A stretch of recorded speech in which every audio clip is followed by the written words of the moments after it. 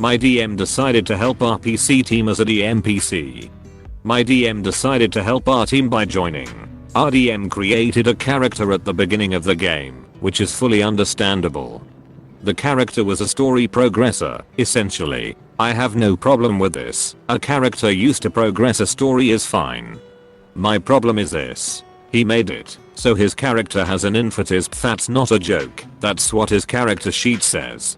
Can use any spell at will, and only has to touch something to kill it, as he has unlimited death touch. He also has roughly 20 large slimes. Every combat that we've had he decides that he wants to demonstrate his power to us.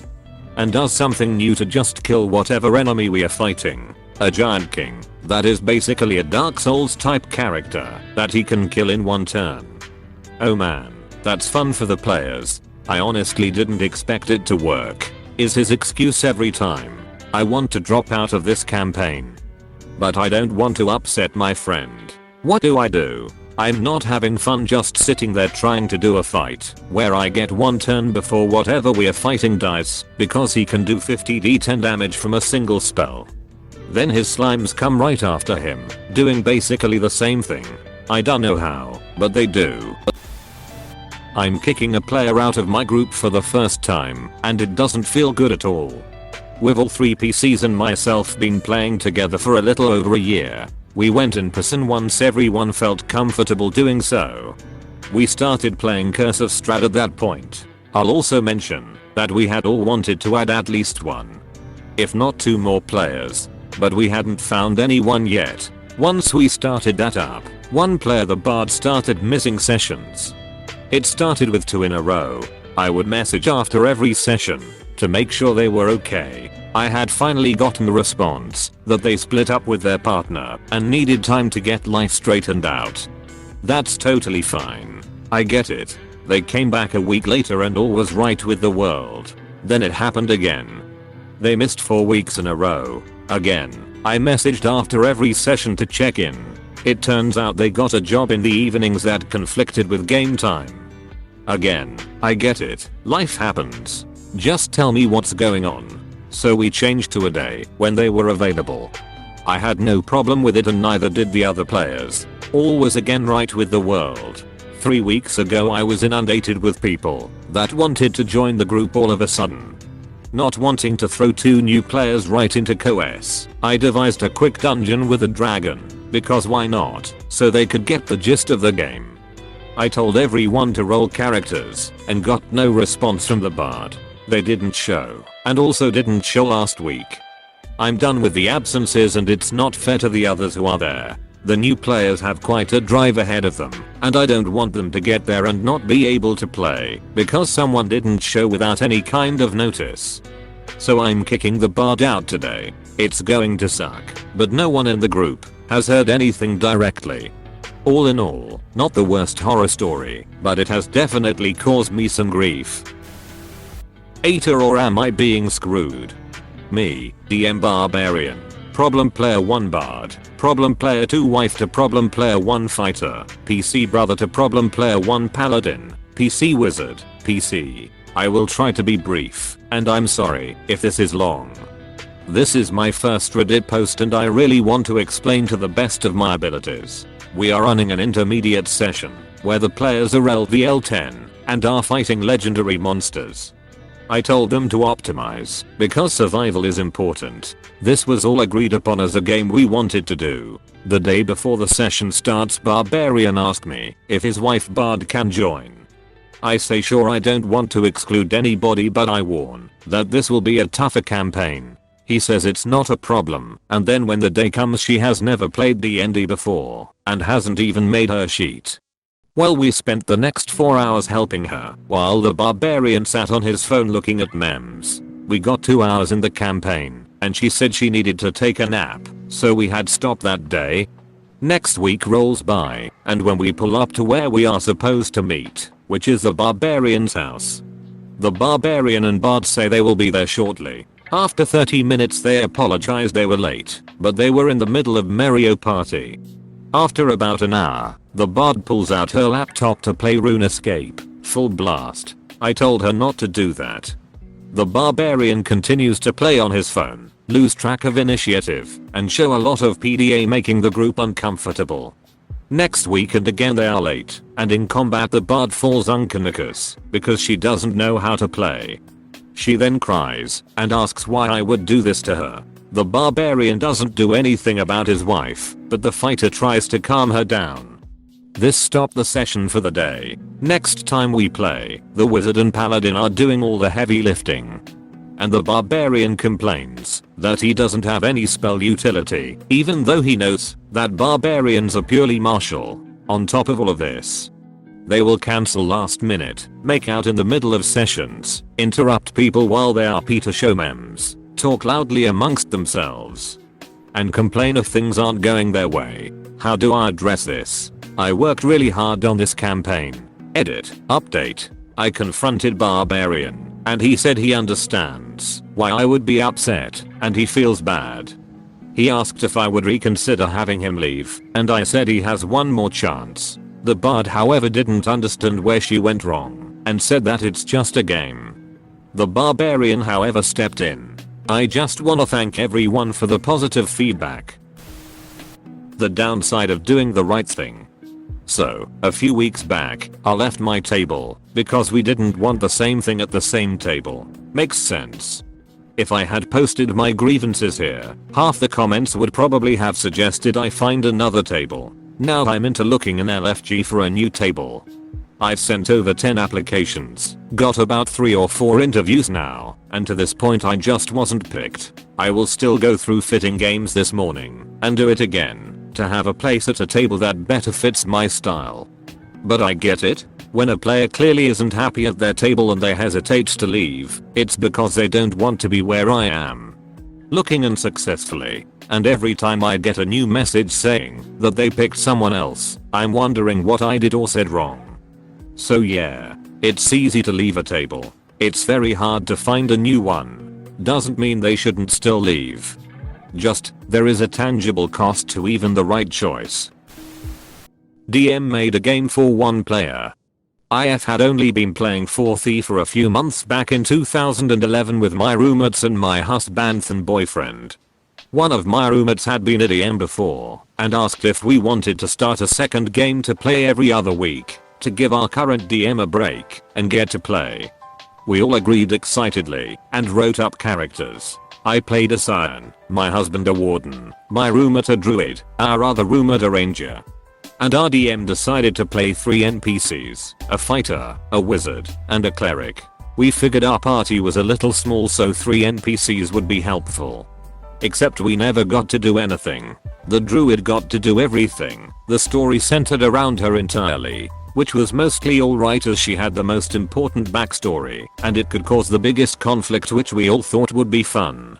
Again, this wasn't a problem, and brought us together as a group rather quickly as we all wanted to protect her from the BBEG. We were traveling around trying to find a way to defeat the BBEG as he was a super powerful necromancer. We kept coming across things that required our skill checks for, like locked doors, heavy boulders hiding a secret passage, a language scrawled on the walls, etc. We kept offering to move things, decode things, or even a simple perception check, but our DM would say, "Don't worry, NPC has it. Oh, NPC is already deciphering the language." All except for the Druid. If she wanted to do something the DM would let her. It got to the point that we were all just playing around on our phones, or stacking dice, or drawing. We complained a little about not getting to do anything, and she'd just throw us into super hard combat whenever we did.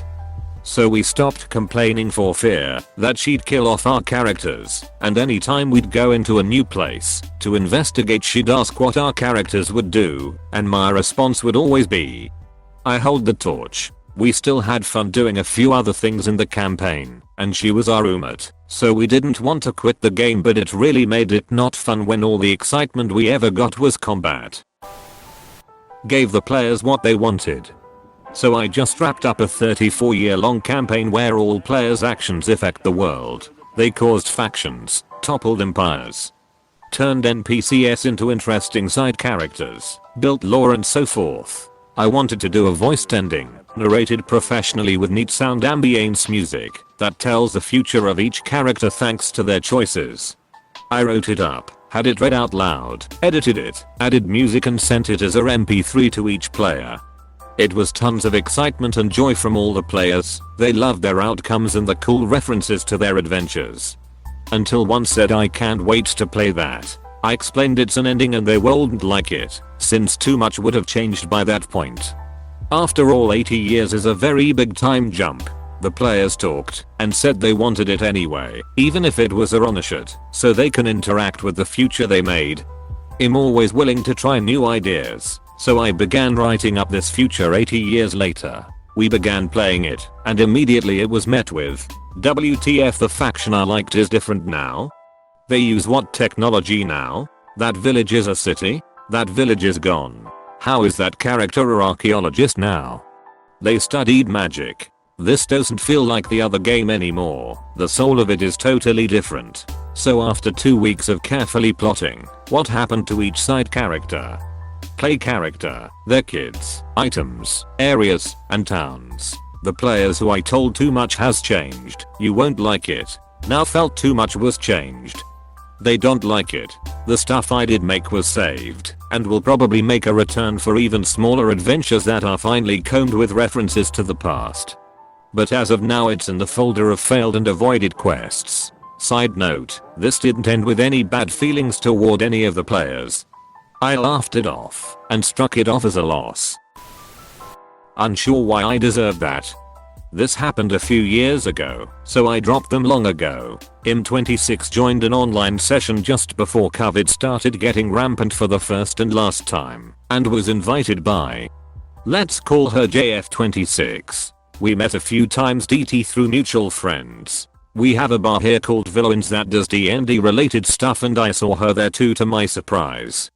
So I hop on Discord on agreed day and meet her friends. They all seemed nice and were a part of her sorority and told me some funny stories. The DM came on last and said hello to everyone, and he noticed I was in and asked who I was. I felt kinda singled out, but Jay explained she invited me. Since they are work friends, I guess he just let it go. The DM then seemed fine and the 6 of us kicked off. We started in a typical you're in prison scenario. Get out. I played a rogue, so I thought perfect my skills would be useful here. The DM quickly exclaimed that I wasn't there and not to interrupt. We just kinda laughed it off. After they got out, no problem, it was my turn and apparently I was in a deeper part of the prison and I was being tortured. Shackled by my hands and feet and gagged. Being poked with sticks by guards. The worst part is that he said I didn't have any chance to escape since I was bound, therefore prone. They do horrible things to me and then he kills my character. I was so confused and didn't know why I deserved that. DM didn't like my success, decided to retcon it. In one of my adventures I played a universe jumper. The GM introduced us to the cult of the Beg. They were a cult of raven worshipping cultist. They showed up aggressively and I switched it to, "Oh, I don't want to fight. What's your religion about?" The DM paused for a good 10 seconds before replying, "We worship ravens that lead our god back to resurrection." I replied, "Can they be prophets too?" "Yes. They lead us toward the righteous future." My character was a universe jumper and was built for every possible way to be extremely useful outside of combat. So, using the stack of popular books from a different universe item the DM gave me, I asked if I had Edgar Allan Poe. "Yeah, sure. It's a collection of your favorite books." 5 rolls later, and enough bullshitting the cultists, I introduced them to the raven that said nevermore and said it was news. DM got to the point he wasn't letting me pass rolls under 15 DC at this point, but somehow I managed to convince them that the talking raven poem was meant for them and wanted to tell them to summon their master nevermore.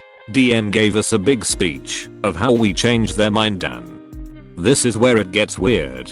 He gives us the win, then says but this would dissolve the cult and I can't have that. So Imhana rewind to the meeting. All players were totally confused. None of them saw this happen before ever. But the DM very much held a grudge. He made all our rolls need a roll of 15 DC or immediately failed. Anytime we got an upper hand, or succeeded a roll. He'd McKeeve a sarcastic reply. Oh, you know the gods' language? They look at you funny and decide to attack you first. You successfully investigate a puzzle. Yeah, it's a puzzle. You look through the window. Yup, you see glass alright. Suddenly he stopped letting us succeed in any waste world make him need to improvise his story from its basic plot. We were there for combat and puzzle solving. Nothing else was seemingly allowed without the skills not working. We quit the game after that entire mess.